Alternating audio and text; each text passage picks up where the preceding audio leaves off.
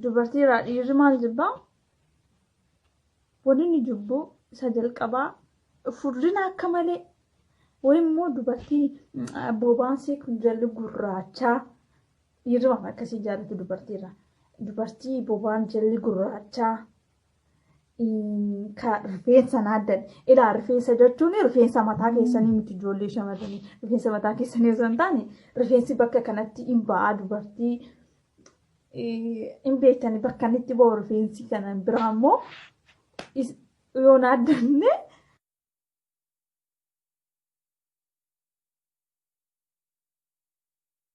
gongumaan jaallatu dhugaa rabbii sana.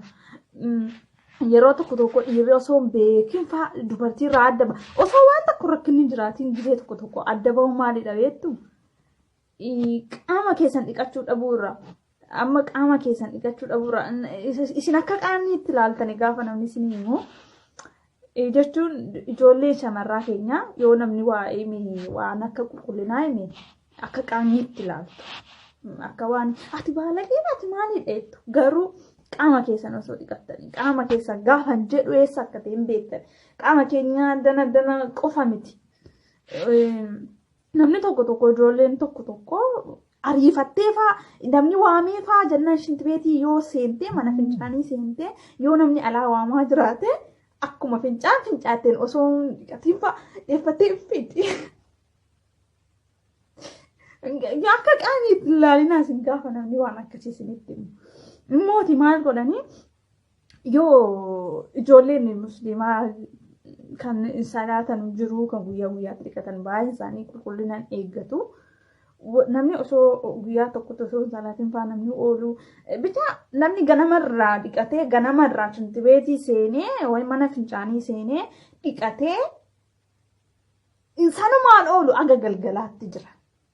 Dubbiin sun gaarii miti. Oo ati abbaa manaa qabaatte yookaan jaarsa qabaatte jaarsi kee galgala osoo ati beekin osoo ati ofirraan eegin si wajjin rafuu barbaaduu danda'a yeroo sanatti foolii ajaawaatu foolii ajaawaa. Intin hin ta'in gaafati jechuun akka namni waa intin taasayetti ilaalina dhugaa rabbii gorsa ijoollee shamarranii jechuudha. Fooliitu jira. Foolii wayitu ba'a. Kan biraa immoo maal goota beektaa?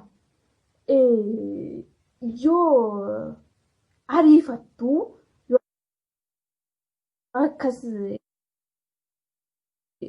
ganamarraa fasii ta'uu danda'u dhabee gaafa jaarsi keetii wal arguu deemtutti yoo jaalallee keetees wal arguu deemutti dhiqachuu hin dagatinii jechuudha.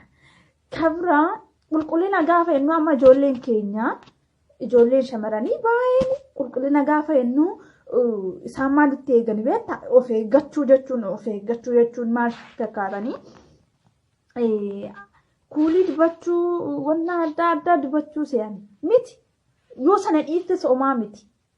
Yoo sana fayyadamuu dhiistes fayyadamtus homaa miti. Garuu qulqullina jechuun waan baay'eedha.